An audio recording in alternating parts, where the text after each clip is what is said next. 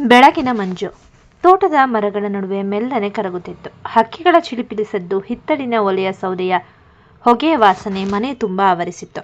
ಅನನ್ಯ ಎಂದಿನಂತೆ ಬೆಳಿಗ್ಗೆ ಎದ್ದು 5 ಗಂಟೆಗೆ ಎದ್ದಿದ್ದಳು. ಬೆಂಗಳೂರಿನ ಮನೆಯಲ್ಲೂ ಅವಳೇ ಮುದ್ದಣ್ಣನ ಜೊತೆ ಸೇರಿ ಕೆಲಸ ಮಾಡುತ್ತಿದ್ದಳು.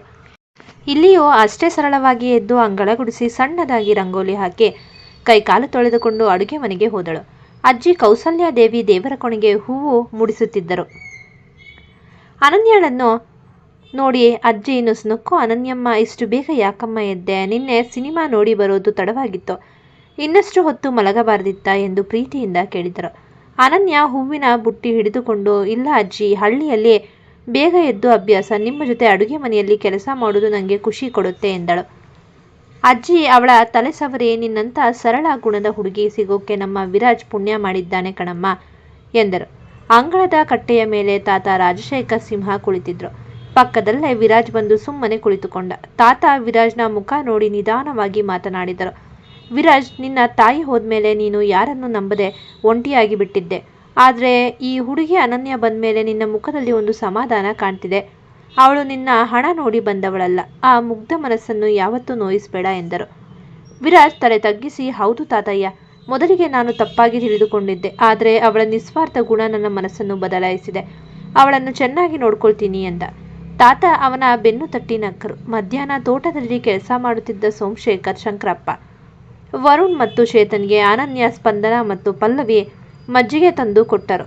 ವರುಣ್ ಮಜ್ಜಿಗೆ ಕುಡಿಯುತ್ತಾ, ಅತ್ತಿಗೆ, ನೀವಿಬ್ಬರೂ ಇಲ್ಲೇ ಇದ್ಬಿಡಿ, ನೀವು ಬಂದ್ಮೇಲೆ ಮನೆಗೆ ಒಳ್ಳೆ ಕಳೆ ಬಂದಿದೆ ಎಂದ. ಹೌದು ಅತ್ತಿಗೆ, ಅಣ್ಣನ ಮುಖದಲ್ಲೂ ಈಗ ನಗು ಕಾಣ್ತಿದೆ ಎಂದು ಚೇತನ್ ರೇಗಿಸಿದ. ವಿರಾಜ್ ನಗುತ್ತಾ, ಸುಮ್ಮನೆ ಕೆಲಸ ಮಾಡಿ ಎಂದು ಚೇತನ್ ಬೆನ್ನಿಗೆ ಮೆಲ್ಲಗೆ ತಟ್ಟಿದ. ತನ್ವಿ ದೂರದಲ್ಲಿ ನಿಂತು ಇದನ್ನೆಲ್ಲ ನೋಡುತ್ತಿದ್ದಳು. ಮನೆಯವರೆಲ್ಲರೂ ಅನನ್ಯಳ ಮುಗ್ಧತೆಗೆ ಮಾರು ಹೋಗಿರುವುದನ್ನು ನೋಡಿ ತನ್ನ ಅನಗತ್ಯ ಅಸೂಯೆಯನ್ನು ಬಿಟ್ಟು ಸುಮ್ಮನಾದಳು. ಸಂಜೆ ಹೊತ್ತು ಮನೆಯ ಹಾಲಿನಲ್ಲಿ ಎಲ್ಲರೂ ಒಟ್ಟಿಗೆ ಕುಳಿತಿದ್ದರು. ತಾತ ರಾಜಶೇಖರ್ ಸಿಂಹ, ಅಜ್ಜಿ ಕೌಸಲ್ಯಾದೇವಿ, ಚಿಕ್ಕಪ್ಪ ಚಿಕ್ಕಮ್ಮಂದಿರು ಹಾಗೂ ವರುಣ್, ಚೇತನ್ ಎಲ್ಲರೂ ಹರಟೆ ಹೊಡೆಯುತ್ತಿದ್ದರು. ಅಜ್ಜಿ ಕೌಸಲ್ಯಾದೇವಿ ಎದ್ದು ಹೋಗಿ ದೇವರ ಕೋಣೆಯಲ್ಲಿದ್ದ ತಮ್ಮ ಹಳೆಯ ಮರದ ಪೆಟ್ಟಿಗೆಯಿಂದ ಕೆಂಪು ಹರಳಿನ ಪಾರಂಪರಿಕ ಬಂಗಾರದ ಸರವನ್ನು ತಂದಳು. ಎಲ್ಲರ ಎದುರೇ ಅನನ್ಯಳನ್ನು ಹತ್ತಿರ ಕರೆದು ಆ ಸರವನ್ನು ಅವಳ ಕೈಗಿಟ್ಟರು. ಇದು ನಮ್ಮ ಮನೆತನದ ಹಿರಿಯ ಸೊಸೆಗೆ ಸೇರಬೇಕಾದ ಆಶೀರ್ವಾದ ಅನನ್ಯಮ್ಮ. ನೀನು ಈ ಮನೆಗೆ ಬಂದ ಮಹಾಲಕ್ಷ್ಮಿ, ಇದನ್ನ ನೀನೇ ಇಟ್ಕೋಬೇಕು, ಚೆನ್ನಾಗಿ ಬಾಳು ಮಗಳೇ ಎಂದರು ಅಜ್ಜಿ ಪ್ರೀತಿಯಿಂದ. ಅನನ್ಯಳ ಕಣ್ಣಾಲಿಗಳು ತೇವವಾದವು. ಅವಳು ಸರವನ್ನು ಕಣ್ಣಿಗೊತ್ತಿಕೊಂಡು ಅಜ್ಜಿಯ ಕಾಲಿಗೆ ಬಿದ್ದು ನಮಸ್ಕರಿಸಿದಳು. ನನ್ನ ಸ್ವಂತ ಮನೆಯವರೇ ನನ್ನನ್ನು ದೂರ ತಳ್ಳಿದಾಗ ನೀವು ನನಗೆ ಕೊಟ್ಟ ಈ ಪ್ರೀತಿ, ಗೌರವವನ್ನು ನಾನು ಯಾವತ್ತೂ ಮರೆಯಲ್ಲ ಅಜ್ಜಿ ಎಂದಳು ಗದ್ಗದಿತ ಧ್ವನಿಯಲ್ಲಿ. ತಾತ ಮತ್ತು ವಿರಾಜ್ ಇಬ್ಬರೂ ಇದನ್ನು ನೋಡಿ ಸಮಾಧಾನದಿಂದ ನುಸುನಕ್ಕರು. ಆದರೆ ಮೂಲೆಯಲ್ಲಿ ನಿಂತಿದ್ದ ತನ್ವಿಯ ಮುಖ ಕೋಪ ಮತ್ತು ಅವಮಾನದಿಂದ ಕಪ್ಪಾಯಿತು. ಎಷ್ಟೋ ವರ್ಷಗಳಿಂದ ಆ ಸರದ ಮೇಲೆ ನಾನು ಕಣ್ಣಿಟ್ಟಿದ್ದೆ. ಈ ಹಳ್ಳಿಯವಳಿಗೆ ಎಲ್ಲರ ಮುಂದೆ ಅದನ್ನ ಕೊಟ್ಟು ಮೆರೆಸಿದ್ರಲ್ಲ ಎಂದು ಮನಸ್ಸಿನಲ್ಲೇ ಹಲ್ಲು ಕಚ್ಚಿದ್ದಳು. ಕೋಪ ತಡೆಯಲಾರದೆ ಅಲ್ಲಿಂದ ದಡದಡನೆ ತನ್ನ ಕೋಣೆಯೊಳಗೆ ಹೋಗಿ ಬಾಗಿಲು ಹಾಕಿಕೊಂಡ್ಳು. ತನ್ವಿಯ ಕೋಪವನ್ನು ಗಮನಿಸಿದ ಅವಳ ತಾಯಿ ಗಿರಿಜಮ್ಮ ಮೆಲ್ಲನೆ ಎದ್ದು ತನ್ವಿಯ ಕೋಣೆಯ ಬಳಿ ಹೋದರು. ಬಾಗಿಲು ತಳ್ಳಿ ಒಳಗೆ ಹೋಗಿ ನೋಡಿದಾಗ ತನ್ವಿ ಮಂಚದ ಮೇಲೆ ಕುಳಿತು ಕಣ್ಣೀರು ಸುರಿಸುತ್ತಾ ಉರಿಯುತ್ತಿದ್ದಳು. ಗಿರಿಜಮ್ಮ ಬಾಗಿಲು ಹಾಕಿ ತನ್ವಿಯ ಪಕ್ಕದಲ್ಲಿ ಕುಳಿತು ಅವಳ ಕೈ ಹಿಡಿದರು. ತನ್ವಿ, ಸುಮ್ಮನೆ ಕೋಪ ಮಾಡ್ಕೋಬೇಡ, ನಿನ್ನ ನೆಮ್ಮದಿ ಹಾಳು ಮಾಡ್ಕೊಳ್ಬೇಡ ಎಂದು ಸಮಾಧಾನಪಡಿಸಲು ನೋಡಿದರು. ಅಮ್ಮ, ನೀವು ನೋಡ್ತಿದ್ದೀರಲ್ಲ, ತನ್ವಿ ಸಿಟ್ಟಿನಿಂದ ಕೂಗಿದಳು. ಆ ಸರ, ಈ ಮನೆ, ವಿರಾಜ್ ಭಾವ ಎಲ್ಲದರ ಮೇಲೂ ನನಗೆ ಮೊದಲ ಹಕ್ಕಿತ್ತು. ಆ ಬಿಕಾರಿ ಅನನ್ಯ ಬಂದು ಎಲ್ಲವನ್ನೂ ಕಸಿದುಕೊಂಡಿದ್ದಾಳೆ. ಅಜ್ಜ ಅಜ್ಜಿ ಎಲ್ಲರೂ ಅವಳನ್ನೇ ತಲೆ ಮೇಲೆ ಹೊತ್ತು ಮೆರೆಸ್ತಿದ್ದಾರೆ. ನನಗೆ ಇದು ಸಹಿಸೋಕೆ ಆಗ್ತಿಲ್ಲ. ಗಿರಿಜಮ್ಮ ನಿಟ್ಟುಸಿರು ಬಿಟ್ಟು, ನೋಡು ತನ್ವಿ, ಈಗ ಪರಿಸ್ಥಿತಿ ಮೊದಲಿನಂತಿಲ್ಲ. ವಿರಾಜ್ ಪೂರ್ತಿಯಾಗಿ ಅವಳ ಪರವಾಗಿದ್ದಾನೆ. ತಾತನೂ ಅವಳನ್ನೇ ಮೆಚ್ಚಿಕೊಂಡಿದ್ದಾರೆ. ನೀನೀಗ ಎಷ್ಟೇ ಹಠ ಮಾಡಿದರೂ ನಿನಗೆ ಕೆಟ್ಟ ಹೆಸರು ಬರುತ್ತೆ. ಅಜ್ಜಿಯ ಎದುರು ನಿನ್ನ ಅಸಮಾಧಾನ ತೋರ್ಪಡಿಸಿದರೆ ನಮ್ಮನ್ನೇ ಮನೆಯಿಂದ ಕಳಿಸಿಬಿಡ್ತಾರೆ. ಸ್ವಲ್ಪ ತಾಳ್ಮೆಯಿಂದ ಇರು, ಕಾಲ ಎಲ್ಲವನ್ನು ಬದಲಾಯಿಸುತ್ತದೆ ಎಂದು ಕಿವಿ ಮಾತು ಹೇಳಿದರು. ಆದರೆ ತನ್ವಿ ಕೈ ಬೆರಳುಗಳನ್ನು ಬಿಗಿಯಾಗಿ ಹಿಡಿದು, ನಾನು ಸುಮ್ಮನೆ ಬಿಡಲ್ಲ ಅಮ್ಮ, ಅವಳ ಈ ಸುಖ ಶಾಶ್ವತವಾಗಿ ಇರೋಕೆ ನಾನು ಬಿಡಲ್ಲ ಎಂದು ಹಲ್ಲು ಕಚ್ಚಿ ಗೊಣಗಿದಳು. ರಾತ್ರಿ ಹಳ್ಳಿಯ ಮನೆಯ ತಾರಸಿಯ ಮೇಲೆ ನಿಂತಾಗ ತಂಪಾದ ಗಾಳಿ ಬೀಸ್ತಿತ್ತು. ವಿರಾಜ್ ಅನನ್ಯಳ ಕೈ ಹಿಡಿದು, ನಾವು ಬೆಂಗಳೂರಿಗೆ ಹೋದ್ರೂ ನಮ್ಮ ಬದುಕು ಹೀಗೆ ನೆಮ್ಮದಿಯಾಗಿರುತ್ತದೆ ಎಂದ. ಅನನ್ಯ ನಸುನಕ್ಕು ಅವನ ಹೆಗಲ ಮೇಲೆ ತಲೆ ಇಟ್ಟಳು. ಯಾವುದೇ ಆಡಂಬರವಿಲ್ಲದ ಆ ಸರಳ ಪ್ರೀತಿ ಹಿರಿಯರ ಆಶೀರ್ವಾದದೊಂದಿಗೆ ಇಬ್ಬರ ಬಾಳಿಗೂ ಗಟ್ಟಿಯಾದ ನೆಲೆ ತಂದುಕೊಟ್ಟಿತ್ತು. ಬೆಂಗಳೂರಿಗೆ ಹೊರಡಲು ಇನ್ನು ಕೇವಲ 3 ದಿನ ಬಾಕಿ ಇತ್ತು. ಹಳ್ಳಿಯ ಮನೆಯಲ್ಲಿ ಪ್ರತಿಯೊಬ್ಬರ ಮುಖದಲ್ಲೂ ಅವರಿಬ್ಬರು ಹೊರಡುತ್ತಾರಲ್ಲ ಎಂಬ ಸಣ್ಣ ಬೇಸರ ಜೊತೆಗೆ ಕಳೆದು ಹೋದ ದಿನಗಳ ನೆನಪುಗಳಿದ್ದವು. ಆದರೆ ತನ್ವಿಯ ಮನಸ್ಸಿನೊಳಗೆ ಮಾತ್ರ ದ್ವೇಷದ ಹೊಗೆಯಾಡುತ್ತಿತ್ತು. ಅವಳು ಊರಿನಲ್ಲೇ ಇದ್ದ ತನ್ನ ಬಾಲ್ಯದ ಗೆಳತಿ ಪಕ್ಕದ ಬೀದಿಯ ಭವಾನಿಯನ್ನು ಹಿತ್ತಲಿಗೆ ಕರೆಸಿಕೊಂಡಿದ್ದಳು. ಅಡಿಕೆ ಮರದ ಮರೆಯಲ್ಲಿ ನಿಂತು ತನ್ವಿ ಮೆಲ್ಲನೆ ಪಿಸುಗುಟ್ಟಿದ್ದಳು. ನೋಡು ಭವಾನಿ, ಇನ್ನು 3 ದಿನದಲ್ಲಿ ಅವಳು ಬೆಂಗಳೂರಿಗೆ ಹೋದರೆ ಆ ಬಂಗಲೆ, ವಿರಾಜ್ ಬಾವ ಎಲ್ಲವೂ ಅವಳದ್ದೇ ಆಗುತ್ತೆ. ಅವಳಿರೋವರೆಗೂ ನನಗೆ ಆ ಮನೆಯಲ್ಲಿ ಜಾಗವಿಲ್ಲ. ನಮ್ಮ ತೋಟದ ಕೊನೆಯ ಕಲ್ಲು ಬಂಡೆ ಪಕ್ಕದ ಹುತ್ತದಲ್ಲಿ ನಾಗರ ಹಾವುಗಳು ಓಡಾಡ್ತಿರ್ತವೆ ಅಂತ ಗೌಡ್ರು ಹೇಳ್ತಿದ್ರು. ಹೇಗಾದ್ರೂ ಮಾಡಿ ಅವಳನ್ನ ಅಲ್ಲಿಗೆ ಕಳಿಸ್ಬೇಕು ಎಂದಳು ತನ್ವಿ. ಭವಾನಿ ಗಾಬರಿಯಿಂದ, ತನ್ವಿ, ಊರಿನ ತೋಟ, ಅದು ಏನಾದ್ರೂ ಹೆಚ್ಚು ಕಮ್ಮಿ ಆದರೆ ತಾತಯ್ಯ ಸುಮ್ಮನೆ ಬಿಡಲ್ಲ. ಇಂಥ ಹುಚ್ಚು ಸಾಹಸ ಬೇಡ ಎಂದಳು. ಏನೂ ಆಗಲ್ಲ. ಹಳ್ಳಿಯ ತೋಟದಲ್ಲಿ ಹಾವು ಕಚ್ಚಿದ್ರೆ ಎಲ್ಲರೂ ಆಕ್ಸಿಡೆಂಟ್ ಅಂತಾಲೆ ಅಂದುಕೊಳ್ತಾರೆ. ನಾನು ಅವಳ ಹತ್ತಿರ ಕ್ಷಮೆ ಕೇಳೋ ತರಹ ನಾಟಕ ಮಾಡಿ ಅಲ್ಲಿಗೆ ಕರ್ಕೊಂಡು ಹೋಗ್ತೀನಿ ಎಂದು ತನ್ವಿ ಹಠ ಹಿಡಿದಳು. ಮಧ್ಯಾಹ್ನ ಮನೆಯವರೆಲ್ಲರೂ ತೋಟದ ಕಡೆಗೆ ಹೋಗಿದ್ದರು. ಅಡಿಕೆ ಒಣಗಿಸುವ ಕಣದ ಬಳಿ ವಿರಾಜ್, ವರುಣ್, ಚೇತನ್ ಮತ್ತು ಹಿರಿಯರೆಲ್ಲರೂ ಇದ್ದರು. ಅನನ್ಯ ತೋಟದ ಬದಿಯ ಸಣ್ಣ ತೊರೆಯ ಬಳಿ ಕೈ ತೊಳೆಯಲು ಬಂದಾಗ ತನ್ವಿ ಮುಖದಲ್ಲಿ ಕೃತಕ ಪಶ್ಚಾತ್ತಾಪ ತುಂಬಿಕೊಂಡು ಅವಳ ಹತ್ತಿರ ಬಂದಳು. ಅನನ್ಯ, ತನ್ವಿ ಸಣ್ಣ ಧ್ವನಿಯಲ್ಲಿ ಕರೆದಳು. ನಾನು ಈ ಮನೆಗೆ ನೀನು ಬಂದಾಗಿನಿಂದ ತುಂಬಾ ಕೆಟ್ಟದಾಗಿ ನಡೆದುಕೊಂಡೆ. ಇನ್ನೆರಡು ದಿನದಲ್ಲಿ ನೀವು ಬೆಂಗಳೂರಿಗೆ ಹೋಗ್ತಿದ್ದೀರಿ. ನನ್ನ ತಪ್ಪಿಗೆ ಕ್ಷಮೆ ಕೇಳದೆ ನನಗೆ ಇರೋಕೆ ಆಗ್ತಿಲ್ಲ. ನನ್ನನ್ನು ಕ್ಷಮಿಸಿಬಿಡು ಎಂದು ಕಣ್ಣೀರು ಹಾಕುವ ನಾಟಕ ಮಾಡಿದಳು. ಅನನ್ಯಳ ಮುಗ್ಧ ಮನಸ್ಸು ತಕ್ಷಣ ಕರಗಿತು. ಅಯ್ಯೋ ತನ್ವಿ, ಅದೆಲ್ಲ ಹಳೆ ಮಾತು. ನೀನು ನನ್ನ ತಂಗಿ ತರಹ. ನನಗೆ ನಿನ್ನ ಮೇಲೆ ಯಾವ ಕೋಪವೂ ಇಲ್ಲ ಎಂದಳು ಪ್ರೀತಿಯಿಂದ. ಹಾಗಾದ್ರೆ ಬಾ, ತೋಟದ ಕೊನೆಯಲ್ಲಿ ಒಳ್ಳೆ ಕಾಡು ಮಲ್ಲಿಗೆ ಹೂ ಬಿಟ್ಟಿದೆ, ದೇವರಿಗೆ ಬಿಡಿಸಿಕೊಂಡು ಬರೋಣ ಎಂದು ತನ್ವಿ ಅವಳನ್ನು ಆ ಕಲ್ಲು ಬಂಡೆ ಮತ್ತು ಹುತ್ತ ಬಿದ್ದ ನಿರ್ಜನ ಜಾಗಕ್ಕೆ ಕರೆದೊಯ್ದಳು.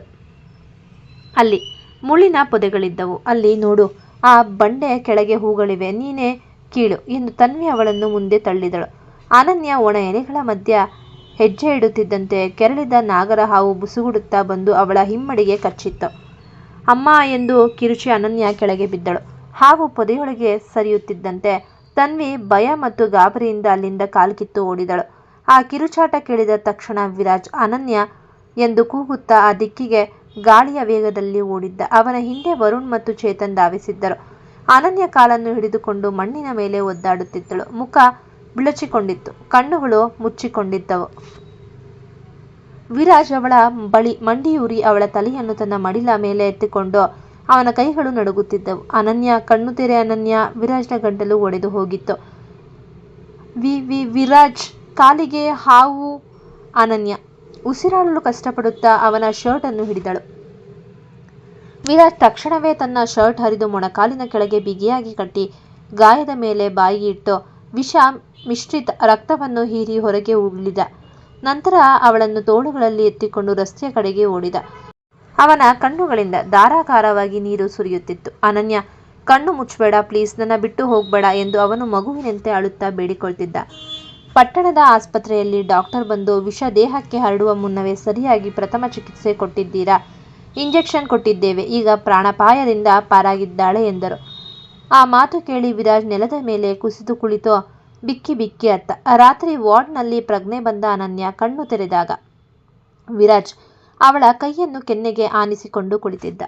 ಅವಳು ಬೆರಳು ಅಲುಗಾಡಿಸುತ್ತಿದ್ದಂತೆ ವಿರಾಜ್ ಅವಳ ಹಣೆಗೆ ಮುತ್ತಿಟ್ಟು, ವಿರಾಜ್ ಅನನ್ಯಳ ಕೈಯನ್ನು ತನ್ನ 2 ಕೈಗಳಲ್ಲಿ ಗಟ್ಟಿಯಾಗಿ ಹಿಡಿದುಕೊಂಡ. ಕಣ್ಣೀರು ಸುರಿಸುತ್ತಾ ಅವಳ ಮುಖವನ್ನೇ ನೋಡ್ತಿದ್ದ. ಅವನ ಇಡೀ ಶರೀರ ನಡುಗ್ತಿತ್ತು. ಯಾವತ್ತೂ ಯಾರಿಗೂ ತಲೆಬಾಗದ ಕಲ್ಲೆದೆಯ ಉದ್ಯಮಿ ಎಂದು ಎಲ್ಲರೂ ಅಂದುಕೊಂಡಿದ್ದ ವಿರಾಜ್ ಇಂದು ತನ್ನ ಹೆಂಡತಿಯ ಒಂದು ಉಸಿರಿಗಾಗಿ ಹಸಿಗೂಸಿನಂತೆ ಕರಗಿ ಹೋಗಿದ್ದ.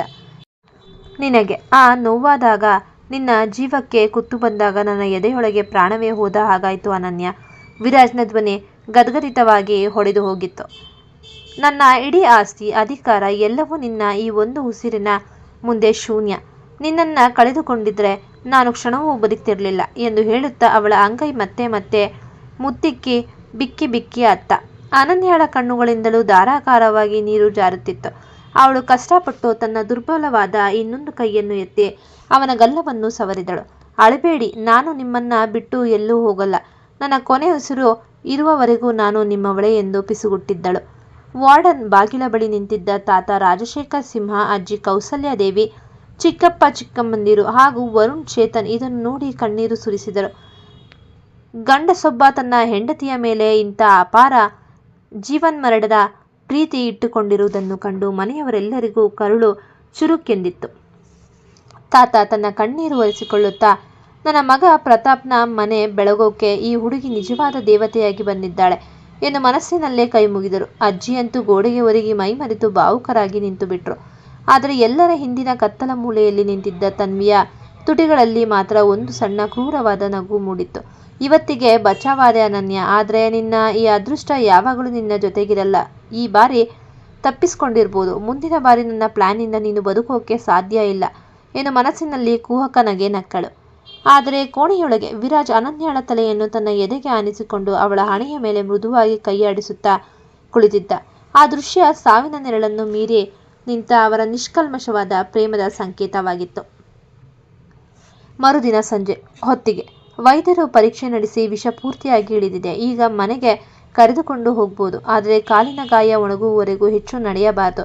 ಸಂಪೂರ್ಣ ವಿಶ್ರಾಂತಿ ಬೇಕು ಎಂದು ಡಿಸ್ಚಾರ್ಜ್ ಮಾಡಿದರು. ವಿರಾಜ್ ಅನನ್ಯಳನ್ನು ಆಸ್ಪತ್ರೆಯ ಬೆಡ್ನಿಂದ ನಿಧಾನವಾಗಿ ತನ್ನ ತೋಳುಗಳಲ್ಲಿ ಎತ್ತಿಕೊಂಡು, ಅಯ್ಯೋ ಎಲ್ಲರೂ ನೋಡ್ತಿದ್ದಾರೆ, ಕೆಳಗೆ ಇಳಿಸಿ, ನಾನು ನಡಿತೀನಿ ಎಂದು ಅನನ್ಯ ಸಂಕೋಚದಿಂದ ಅವನ ಶರ್ಟ್ ಹಿಡಿದು ಪಿಸುಗುಟ್ಟಿದ್ದಳು. ಡಾಕ್ಟರ್ ನಿನಗೆ ನಡೆಯಬಾರದು ಅಂತ ಹೇಳಿದ್ದಾರೆ. ನನ್ನ ಹೆಂಡತಿಯನ್ನು ನಾನು ಎತ್ಕೊಂಡು ಹೋಗೋಕೆ ಯಾರ ಪರ್ಮಿಷನ್ ಕೇಳೋದು ಬೇಡ ಎಂದ ವಿರಾಜ್ ಗಂಭೀರ ಮುಖದಿಂದಲೇ. ಅವನ ಕಣ್ಣುಗಳಲ್ಲಿ ಅವಳ ಮೇಲಿನ ಕಾಳಜಿ ಸ್ಪಷ್ಟವಾಗಿತ್ತು. ವರುಣ್ ಕಾರಿನ ಡೋರ್ ತೆಗೆದು ಇಬ್ಬರನ್ನು ನೋಡಿ ನಸುನಕ್ಕ. ಹಳ್ಳಿಯ ಮನೆಗೆ ತಲುಪಿದಾಗ ಅಜ್ಜಿ ಕೌಸಲ್ಯಾದೇವಿ ಹೊಸ್ತಿಲಲ್ಲೇ ಆರತಿ ತಟ್ಟೆ ಹಿಡಿದು ನಿಂತಿದ್ದರು. ಕೆಟ್ಟ ದೃಷ್ಟಿ ಕಳೆಯಲೆಂದು ಅನನ್ಯಳಿಗೆ ದೃಷ್ಟಿ ತೆಗೆದು ಹಣೆಗೆ ಕುಂಕುಮವನ್ನಿಟ್ಟು ಒಳಗೆ ಕರೆದುಕೊಂಡರು. ವಿರಾಜ್ ಅವಳನ್ನು ನೇರವಾಗಿ ಮಹಡಿಯ ಕೋಣೆಗೆ ಕರೆದೊಯ್ದು ಮೃದುವಾದ ಹಾಸಿಗೆ ಮೇಲೆ ಮಲಗಿಸಿದ. ದಿಂಬನ್ನು ಅವಳ ಬೆನ್ನ ಹಿಂದೆ ಸರಿಯಾಗಿ ಜೋಡಿಸಿ ಕಾಲಿನ ಕೆಳಗೆ ಸಣ್ಣ ಮೆತ್ತೆಯನ್ನು ಇಟ್ಟ. ನೋವು ಜಾಸ್ತಿ ಇದೆಯಾ ಅನನ್ಯ? ವಿರಾಜ್ ಅವಳ ಮುಖವನ್ನೇ ನೋಡುತ್ತಾ ಕೇಳಿದ. ಇಲ್ಲ, ನೋವೆಲ್ಲ ಕಡಿಮೆಯಾಗಿದೆ. ನೀವು ನನ್ನ ಜೊತೆಗಿರುವಾಗ ನನಗೇನು ಅನ್ನಿಸ್ತಿಲ್ಲ ಎಂದಳು ಅನನ್ಯ ಮುಗ್ಧವಾಗಿ. ಅವಳ ಮಾತಿಗೆ ವಿರಾಜ್ನ ಮುಖದಲ್ಲಿ ಒಂದು ಅಪರೂಪದ ಮೃದು ನಗು ಮೂಡಿತ್ತು. ಅವನು ಅವಳ ಹಣೆಯ ಮೇಲೆ ಕೈಯಿಟ್ಟು, ನೀನು ಹುಷಾರಾಗುವವರೆಗೂ ನಾನು ನಿನ್ನ ಪಕ್ಕದಲ್ಲೇ ಇರ್ತೀನಿ ಎಂದ. ಅದೇ ಸಮಯಕ್ಕೆ ಕೆಳಗಿನ ಅಂಗಳದಲ್ಲಿ ತಾತ ರಾಜಶೇಖರ್ ಸಿಂಹ ಗಂಭೀರವಾಗಿ ಕುಳಿತಿದ್ರು. ಅವರ ಮುಂದೆ ತೋಟದ ಮೇಸ್ತ್ರಿ ನಿಂತಿದ್ದ. ಮೇಸ್ತ್ರಿ, ನಮ್ಮ ತೋಟದ ಆ ಮೂಲೆಗೆ ಯಾರೂ ಹೋಗಲ್ಲ. ಅನನ್ಯ ಒಬ್ಬಳೆ ಅಷ್ಟು ದೂರ ಯಾಕೆ ಹೋದಳು? ಅವಳಿಗೆ ಆ ಜಾಗ ಗೊತ್ತೇ ಇಲ್ವಲ್ಲ? ತಾತನ ಕಣ್ಣುಗಳಲ್ಲಿ ಸಂಶಯದ ಕಿಡಿಯಿತ್ತು. ಮೇಸ್ತ್ರಿ ತಡವರಿಸುತ್ತಾ, ಬುದ್ಧಿ, ಮಧ್ಯಾಹ್ನ ತನ್ಮವ್ವ ಮತ್ತು ಅವರ ಜೊತೆ ಊರಿನ ಭವಾನಿ ಹಿತ್ತಲಲ್ಲಿ ನಿಂತು ಆ ಕಲ್ಲು ಬಂಡೆ ಹತ್ರ ಹುತ್ತದ ಬಗ್ಗೆ ಮಾತಾಡ್ತಿದ್ರು. ಆಮೇಲೆ ತನ್ಮವ್ವನೇ ಅನನ್ಯಮ್ಮನನ್ನು ಆ ಕಡೆ ಕರ್ಕೊಂಡು ಹೋಗಿದ್ದನ್ನು ನೋಡಿದೆ ಎಂದ. ತಾತನ ಮುಖ ಕ್ಷಣಾರ್ಧದಲ್ಲಿ ಕೆಂಪಾಯಿತು. ಕೈಯಲ್ಲಿದ್ದ ಬೆತ್ತವನ್ನು ನೆಲಕ್ಕೆ ಬಲವಾಗಿ ಕುಟ್ಟಿದ್ದರು. ತನ್ವಿ! ತಾತನ ಆ ಗರ್ಜನೆ ಇಡೀ ತೊಟ್ಟಿ ಮನೆಯಲ್ಲಿ ಪ್ರತಿಧ್ವನಿಸುತ್ತಿತ್ತು. ಮನೆಯವರೆಲ್ಲರೂ ಗಾಬರಿಯಿಂದ ಅಂಗಳಕ್ಕೆ ಧಾವಿಸಿ ಬಂದರು. ತನ್ವಿ ಬೆವರುತ್ತಾ ತಾಯಿ ಗಿರಿಜಮ್ಮನ ಹಿಂದೆ ನಿಂತಳು. ತಾತಯ್ಯ, ಏನಾಯ್ತು? ವರುಣ್ ಕೇಳಿದ. ತನ್ವಿ, ಅನನ್ಯಳನ್ನು ಆ ಹುತ್ತದ ಕಡೆಗೆ ಕರ್ಕೊಂಡು ಹೋಗಿದ್ದು ನೀನೇನಾ? ತಾತ ನೇರವಾಗಿ ಗುಡುಗಿದರು. ತನ್ವಿಯ ಮುಖ ಬಿಳಿಸಿಕೊಂಡಿತು. ಅವಳು ತಡವರಿಸುತ್ತಾ, ಇಲ್ಲ ತಾತಯ್ಯ, ನಾನಲ್ಲ, ಅವಳೇ ಹೂ ಕೀಳೋಕೆ ಎಂದು ಸುಳ್ಳು ಹೇಳಲು ನೋಡಿದಳು. ಸಾಕು, ನಿಲ್ಲಿಸು ನಿನ್ನ ನಾಟಕ. ತಾತ ಆಕ್ರೋಶದಿಂದ ಎದ್ದು ನಿಂತರು. ಮೇಸ್ತ್ರಿ ಕಣ್ಣಾರೆ ನೋಡಿದ್ದಾನೆ. ನಮ್ಮ ಮನೆತನದ ಸೊಸೆಯ ಪ್ರಾಣ ತೆಗೆಯೋ ಮಟ್ಟಕ್ಕೆ ನಿನ್ನ ದುಷ್ಟ ಬುದ್ಧಿ ಇಳಿದು ಹೋಯ್ತಾ? ಇಂಥ ಕ್ರೂರಿಯನ್ನು ಈ ಮನೆಯಲ್ಲಿ ಒಂದು ಕ್ಷಣವೂ ಇಟ್ಕೊಳ್ಳಲ್ಲ. ಗಿರಿಜಮ್ಮ ಕಣ್ಣೀರು ಹಾಕುತ್ತಾ, ಅಪ್ಪಯ್ಯ, ಅವಳು ತಿಳಿಯದೆ ತಪ್ಪು ಮಾಡಿದ್ದಾಳೆ, ಕ್ಷಮಿಸಿಬಿಡಿ ಎಂದು ಬೇಡಿಕೊಂಡರು. ಇದು ತಿಳಿಯದೆ ಮಾಡಿದ ತಪ್ಪಲ್ಲ ಗಿರಿಜಾ, ಕೊಲೆಯ ಸಂಚು. ತಾತ ಖಡಕ್ ಆಗಿ ಹೇಳಿದರು. ನಿನ್ನ ಮಗಳು ಈ ಮಟ್ಟಕ್ಕೆ ಇಳಿತಾಳೆ ಅಂತ ನಾನು ಕನಸಲ್ಲೂ ಅಂದುಕೊಂಡಿರಲಿಲ್ಲ. ಈ ಕ್ಷಣವೇ ತನ್ವಿಯನ್ನು ಕರೆದುಕೊಂಡು ನಿನ್ನ ಗಂಡನ ಮನೆಗೆ ಹೊರಡು.